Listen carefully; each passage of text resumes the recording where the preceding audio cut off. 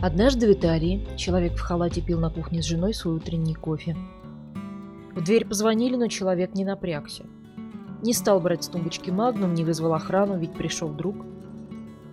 В этот день, 29 сентября 1988 года, Джованни Бонтате, последний мужчина из рода, открыл дверь своим палачам. Однажды в Италии. Мальчик Джованни 46-го года рождения был сыном Дона Паолино Бонта, человека более чем уважаемого. Глава мафиозного клана Вилла Грация Дон Паолино не только один из хозяев тогдашнего Палермо, но и пожизненный президент трибунала Коза Ностры, решающего споры и вершащего судьбу мафиози. Может, поэтому патриарх рода Бонтате хочет, чтобы Джованни стал юристом, а, впрочем, такое нередко случается в связанных с мафией семьях. Один из сыновей, чаще всего старший, продолжает дело отца, а другие могут получить гражданскую специальность, чтобы представлять интересы семьи там, где это потребуется. У братьев Бонтате есть еще 2 сестры, но это не важно. В таких раскладах девочки в расчет обычно не берутся. Так что в семье Бонтате старший сын Стефано унаследовал от отца положение главы клана и негласный титул князя Вилла Грация. А младший Джованни должен был представлять его интересы как юрист. Хотел ли этого Джованни – вопрос, который он, возможно, и сам себе не задавал. Рассказывая о своем образовании, он говорил, что отец с братом выбрали для него этот путь, потому что хотели, чтобы его не коснулась дурная слава и преследование полиции, связанные с фамилией Бонтате. Что это они отправили его в университет, они настояли на практике в Риме, но вряд ли они выбирали за него и специализацию, тем более, что занялся младший сын мафиози, постоянно имеющего проблемы с полицией, вовсе не уголовным правом, а конституционным, явно нацелившись на карьеру политика. Так что, похоже, честолюбие Бонтате-младшему было не занимать, как, впрочем, и всем мужчинам этого рода. Правда, многие считали, что с братом Стефано Джованни имеет не так уж много общего. Старший, яркий, щедрый, стоит за понятие и справедливость. Младший просто очень амбициозен и очень любит деньги. Так что отношения между братьями были, мягко говоря, не очень хорошие. Джованни, несмотря на то, что входил в личную десятку Стефано, вовсе не был ему ни правой рукой, ни надежным тылом. Больше того, он постоянно подставлял своего босса, и другой за такое, несомненно, поплатился бы жизнью. Но брат есть брат, даже если он заходит слишком далеко. Чего стоит одна только история с досрочными выборами в купол? Стефано Бонтате, которому нет еще и 30, несмотря на молодость, обосновался в высшем органе управления Коза Ностры давно и прочно. С 70-го года наравне с Гаэтано Бадаламенти и Лучано Лиджа, то есть по факту Сальваторе Рииной, он входит в триумвират, который действовал тогда вместо комиссии. В 74-м комиссия возобновила свою работу, а в 80-м тех ее участников, что не были на стороне корлеонцев, попытались свалить. Амбициозный Бонтате-младший не желал больше ждать, ему было уже за 30. Положение солдата его не устраивало, он хотел власти.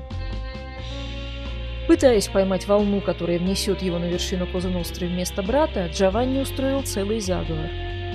Подстрекал других членов комиссии голосовать против, делал им дорогие подарки, а главное, примкнул к корлеонцам, ярым и беспощадным противникам Старой Гвардии, к которой относился и Стефано. Именно корлеонцы спустя год убили Стефано Бонтате. На его территории, в его день рождения, без общего решения других боссов. Джованни Бонтате ставит в вину не только заговор за место в комиссии, но и помощь в подготовке убийства брата, но вряд ли это может быть правдой. На момент убийства 23 апреля 1981 года Джованни уже почти год находился в тюрьме. Сам Бонтате-младший настаивает, что был предан своей семье и никогда не выступал против брата, который заменил ему отца после его смерти в 1974 году. Верится в это с трудом, и не только потому, что в предательстве его обвиняют независимо друг от друга сразу несколько человек, которым нет никакого смысла врать. Часто о людях гораздо больше рассказывает не то, что они говорят, а как они это говорят. И Джованни Бонтате как раз такой случай. Однажды в суде, где ему вменяли участие в наркотрафике и мафиозной деятельности, он попросил разрешения выступить с заявлением. In questo momento in aula non c'è nessuno dei miei difensori. La volevo pregare. Начав с того, что ему важно оправдаться не столько перед законом, сколько перед людьми, обвинившими его в предательстве брата, Он долго рассказывал о творимых в отношении него несправедливостях и о том, как все выступившие против него безбожно клевещут. Про то, что он любил брата, тоже было сказано, хоть и по бумажке. Fu per me come un padre altrettanto vicino e altrettanto amato. Но в доказательство любви почему-то приводились факты, говорящие только о том, что между ними не было финансовых разногласий. Из 10 минут, которые длилось заявление, в течение 2 Джованни вспоминает: у них был общий банковский счет, наследство от дядюшки, они вместе покупали недвижимость. От брата у него даже была доверенность на распоряжение его имуществом. И ни минуты, ни секунды и ни слова о том, что он сделал для брата как близкий человек, а не как партнер по бизнесу, или хотя бы как они вместе проводили время. Только когда он отвечает на вопросы судьи о наследстве, оживляется его довольно монотонная речь. Часто о людях гораздо больше рассказывают другие, чем то, что они сообщают о себе сами. Джованни Бонтате отрицал, что выступил против брата, но, как ни пытался он отмыться, клеймо Каина так и осталось на нем, даже после смерти. И все же, хотя многие именно так и думают, свою пулю он получил не за это предательство, а за одно лишь слово. Этим словом было «мы». Но обо всем по порядку. Судебный процесс, где так неудачно мыкнул Бонтате-младший, вошел в историю книги рекордов под названием «Макси-процесс». 475 обвиняемых, на всех получили 2665 лет тюрьмы, и это не считая пожизненных, которых тоже было выдано немало. Но без боя Коза Ностра не сдалась. Тактику защиты разработали не абы как, а в лучших традициях политтехнологов, с формированием положительного образа в глазах обывателей. Чтобы выглядеть белыми и пушистыми, мафиози объявили мораторий на убийство, а во время процесса в городе должно быть тихо. И вот, в октябре 1986 года, как гром среди ясного неба, в нарушение запрета застрелен ребенок. 11-летний Клаудио Домино, сын владельца фирмы, которая занималась уборкой бункера, где проходил процесс. Почерк профессиональный. Мотоциклист в наглухо закрытом шлеме остановился неподалеку от мальчика, подозвал его и выстрелил в упор в глаз, что на языке мафии означает «убить за то, что увидел, чего не должен был». Споры о том, что именно увидел, идут до сих пор. Кроме того, есть версия, что убийство было совершено по заказу спецслужб. Но хотя прошло почти 40 лет, официально дело до сих пор не раскрыто. Ну а неофициально Коза Ностра провела собственные расследования, и уже через месяц киллеры трое причастных были ликвидированы. Не в пример своим коллегам из Калабрии и компании, сицилийская мафия всегда старалась поддерживать имидж благородных разбойников, которые не обижают детей. Вот на попытке поддержания этого имиджа и погорел Джованни Бонтате. Уже на следующий день после смерти Клаудио Домино он выступил перед судом с заявлением: к гибели мальчика те, кто находится за решеткой, отношения не имеют. Спасибо, господин судья. Я прошу разрешения зачитать заявление от имени заключенных этой камеры, которое очень важно для нас. Это заявление хотите сделать вы? Да, мы. Только от этой камеры. Сеньор президент, сеньоры судьи. Ежедневно мы наблюдаем атаки средств массовой информации против обвиняемых в этом процессе. Но вчера были перейдены все границы. Мы сожалеем и опечалены, как и весь народ, из-за убийства невинного Клаудио Домино. Мы мужчины, у нас есть дети, и мы знаем, как велико горе семьи Домино. Но мы не можем позволить, чтобы акт такого варварства мог коснуться нас. Я уверен, что передаю мысль всех обвиняемых просить суд дать нам несколько минут, почтить память бедного невинного Клаудио. Спасибо. Но что правильно передает мысль всех, Бонтате был уверен совершенно напрасно. Начав и закончив выступление в гробовой тишине, потом и реакции на него, он выслушал многое.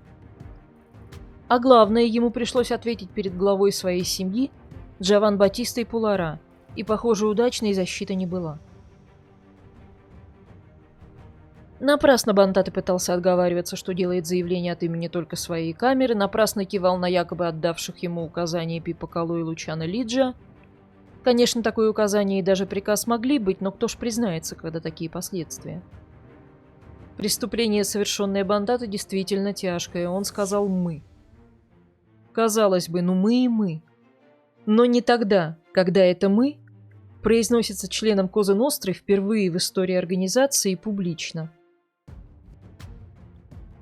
Произнеся это злополучное «мы не можем допустить, чтобы этот варварский акт нас коснулся», он фактически признал, что мы существуют. А ведь до этого момента никто из находящихся за решеткой не признавал даже того, что они знакомы друг с другом. Сам же Джованни Бонтата до этого утверждал, что знать не знает ни о каких «мы». Есть такая фраза: «Если адвокат защищает себя сам, значит его клиент – дурак». Похоже, адвокат Джованни Бонтата оказался как раз из числа таких клиентов. Никакой пользы это его «мы» никому не принесло. О существовании на Сицилии мафии суд догадывался и до этого заявления. Пришить слово «мы» к делу в качестве доказательства невозможно. На улице, где погиб Клаудио, установлена мемориальная доска, где слова «убит мафией» отлиты в граните. А вот сам адвокат за свое мычание заплатил очень дорого. В процессе он получил 8 лет, но по состоянию здоровья был отпущен под домашний арест, к несчастью для себя. Вот тут-то его и настиг приговор. 28 сентября 1988 года на его виллу-крепость, укрепленную нашпигованную телекамерами, постучались друзья.